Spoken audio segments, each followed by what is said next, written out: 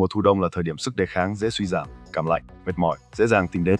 Hồng sâm Hàn Quốc chính là bí quyết tăng cường tin dùng suốt hàng trăm năm. Chứa hơn 30 loại ginseng quý hiếm cùng vitamin và khoáng chất. Hồng sâm giúp lưu thông khí huyết, giảm tích tụ chất béo, tăng enzyme chống oxy hóa. Đây chính là lá chắn bảo vệ sức khỏe tự nhiên cho cơ thể khi giao mùa và đặc biệt vào thời tiết lạnh. Sử dụng hồng sâm lát tẩm mật ong mỗi ngày sẽ dễ dàng cảm nhận sự khác biệt.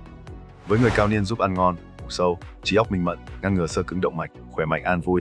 Với người trẻ và trung niên giúp bổ sung năng lượng, giảm mệt mỏi, tăng cường trí nhớ. Da rẻ hồng hào hỗ trợ gan, thận, tiền liệt tuyến và thể lực sung mãn hơn mỗi ngày.